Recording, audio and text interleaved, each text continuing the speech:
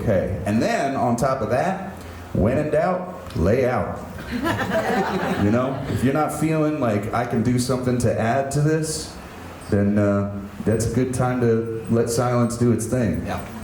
Yeah, but you're not here as a sideman. You are here as a songwriter, and a dang good one. And you had worked with some really great songwriters for years, and song interpreters as well.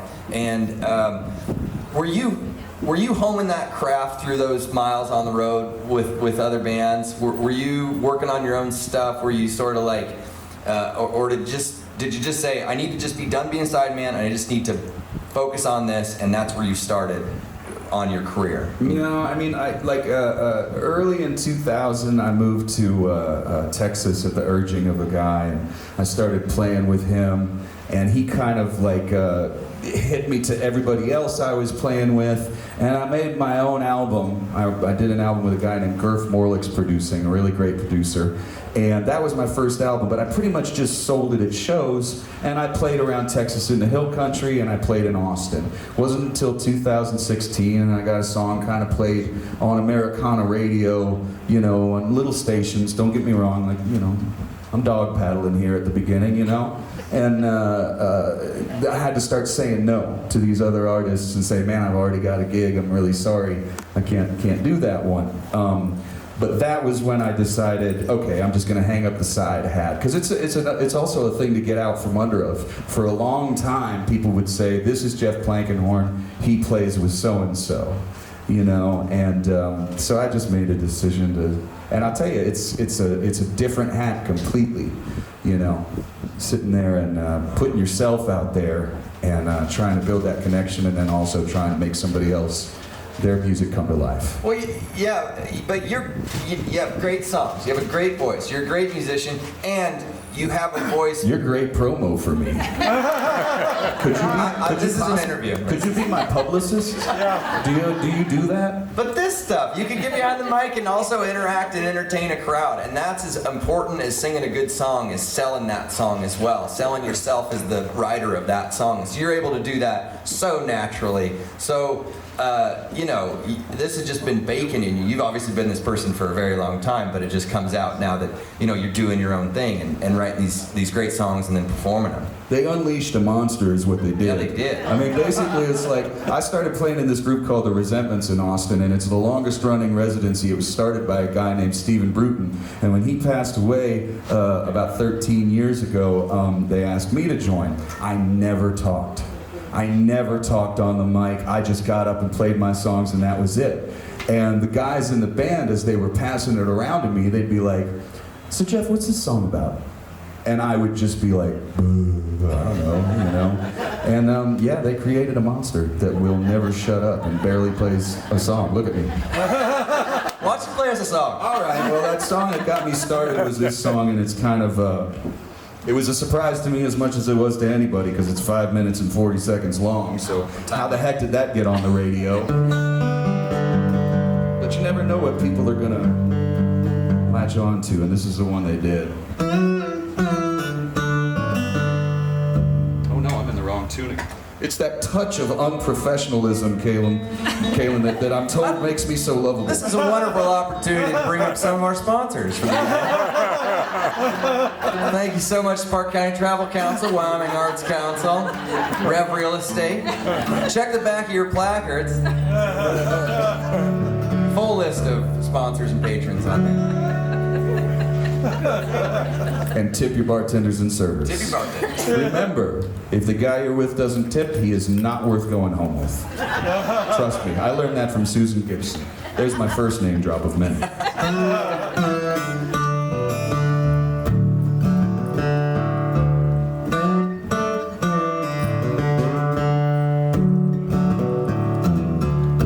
Louisiana is my home. Drink my whiskey all alone. Temptation got me on the run, but mama's son don't hurt no one. Don't want no trouble,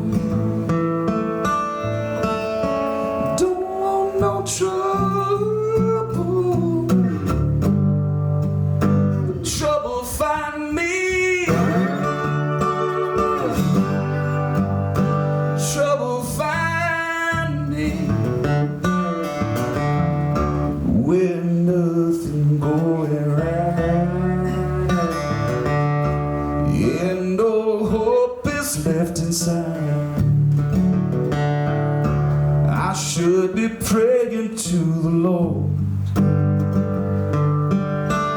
Don't want to bother him tonight. Oh, and I don't want no trouble. Don't want no trouble. Yeah, but trouble find me.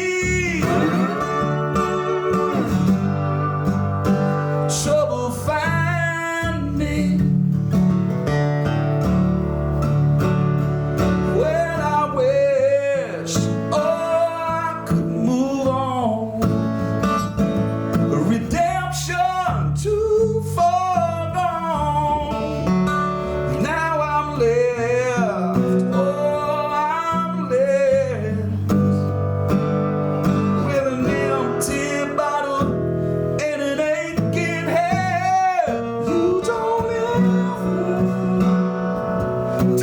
ever wanna be where I've been or will be. 'Cause when I'm down, and I'm always down, the same trouble find me, yeah.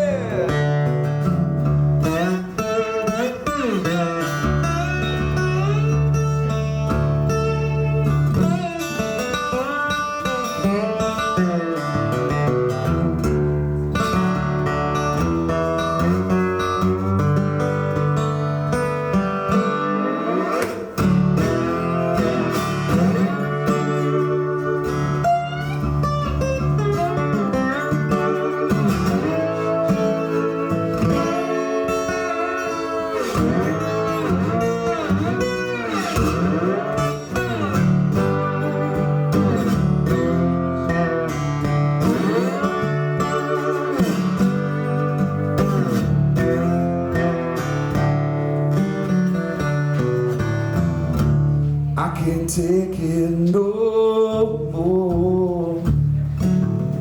All this knocking on my door. And nothing's on the other side. Still I'm always up and wide. Oh, and I don't want no trouble, no. Don't want no trouble. Trouble find me. Trouble find me. Come on, trouble find me. Yeah, trouble find me. Yeah.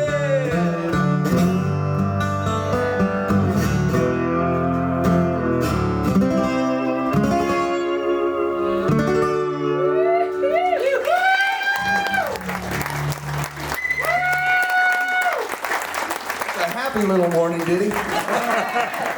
try to bring people up with my music.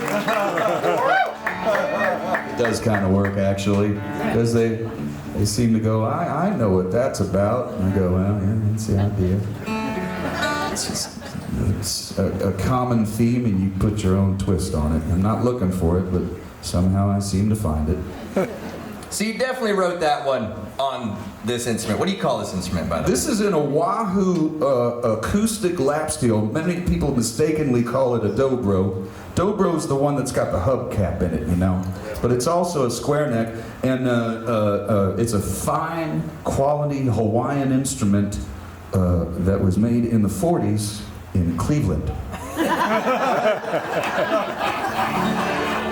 And you play it on your lap, and it's got really high action and stuff.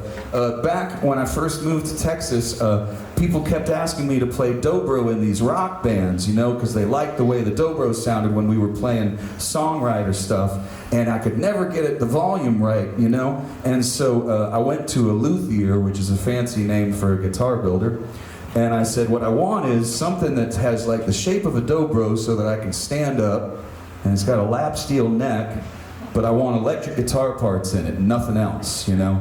And I want you to chamber it on the side so it's kind of semi-hollow and it can feed back. And the luthier built one for me, and a couple of guys said, well, you have to call it the Plank.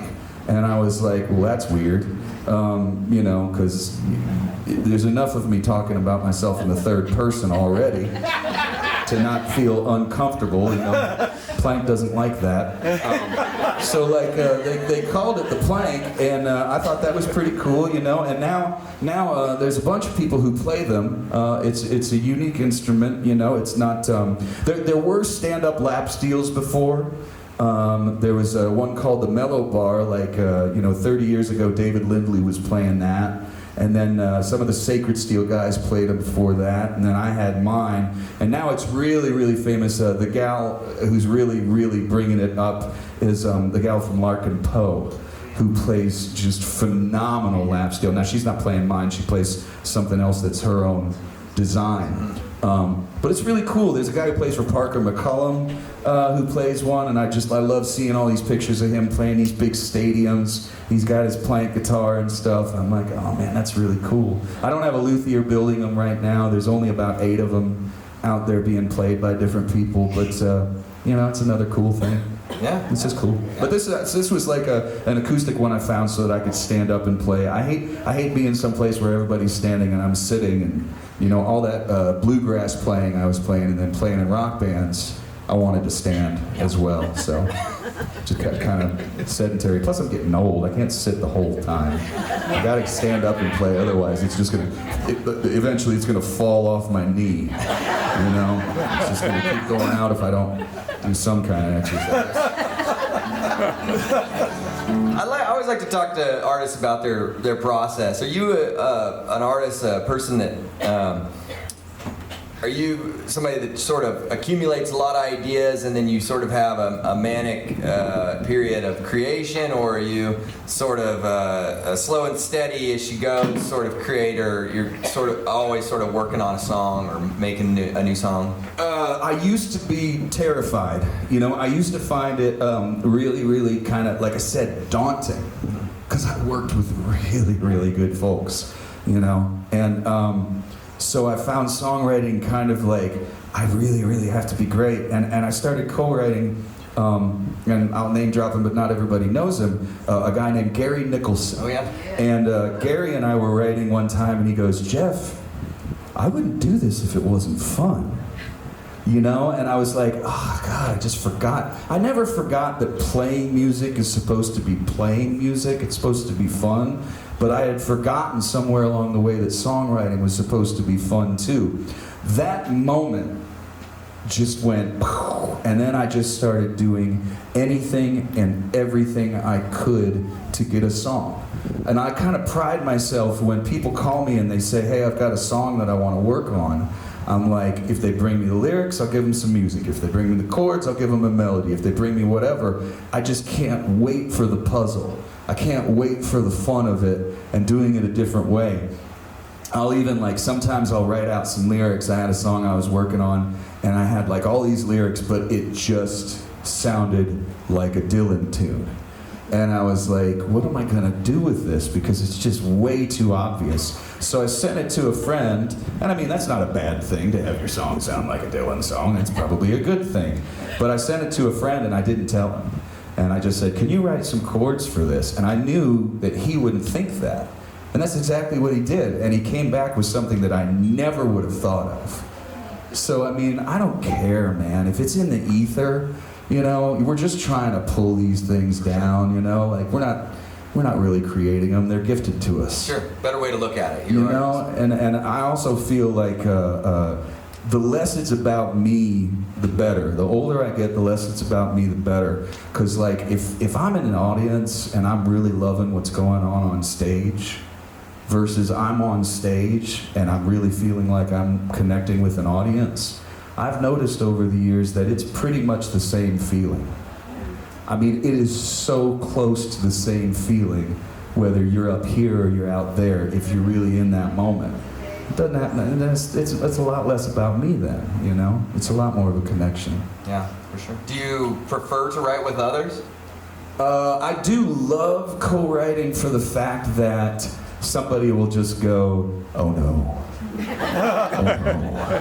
you know, or yeah, you know. But then there's certain stuff that I feel it's just kind of personal.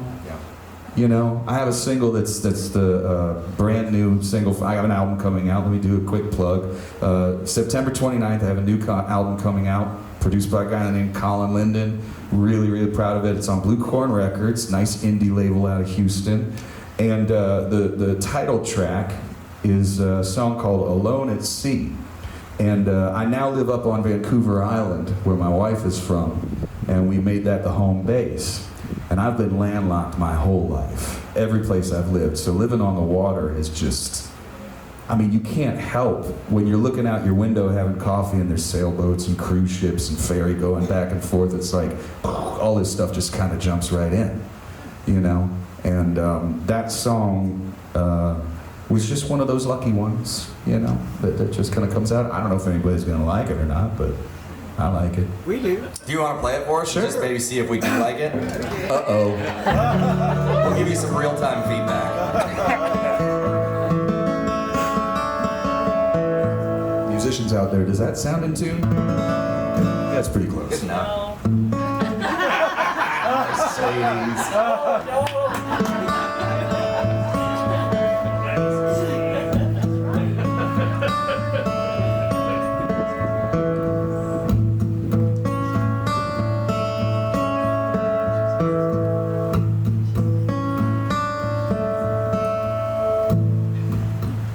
Tugboat, fisherboat, sailboat, yacht, freighter, or dory, skiff or boat, where are you going? Where have you been? And can I hitch a ride and see my story begin? I really wanna find a little island. Really wanna fill my days alone, 'cause I'm oh so tired.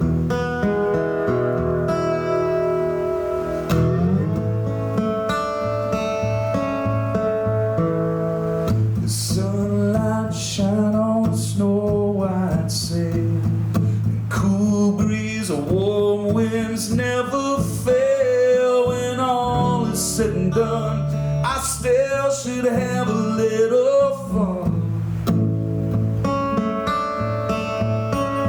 But who will you leave behind you when you run?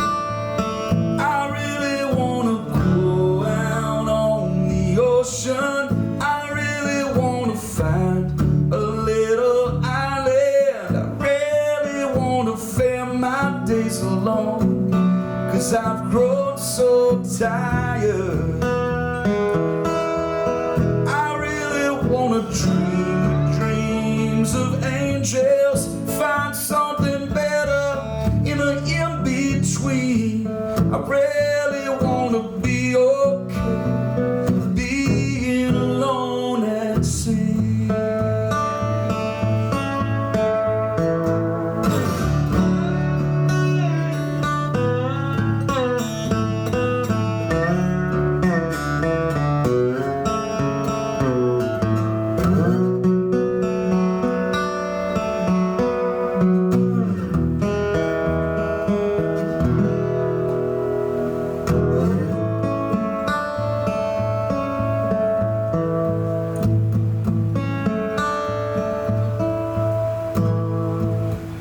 Tag so hard, there's no time to play, and we drift so hard, I don't make time to say I love you, at least not the way I should. But when we're gonna find out all is already good, yeah. I really wanna go out on the ocean. I really wanna find a little island. nights alone, 'cause I'm oh so tired. I really wanna dream the dreams of angels, find something better and in between. I really wanna be okay being alone at sea.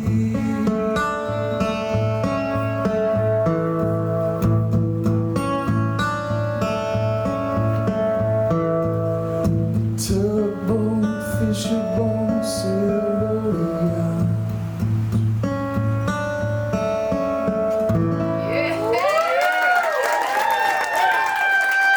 Jeff Plankenhorn, everybody. Jeff, can you tell us how to get a hold of you, where you're playing today, just a little bit of information? Okay, jeffplankenhorn.com. I know it's a name that just drips from the tongue like honey. Plank, E-N, Horn. And then you can sign my mailing list or come grab a CD from me if you're into the whole thing.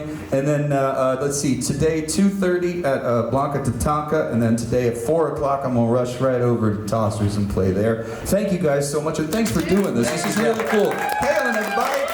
Thank you, guys. We got one more coming up.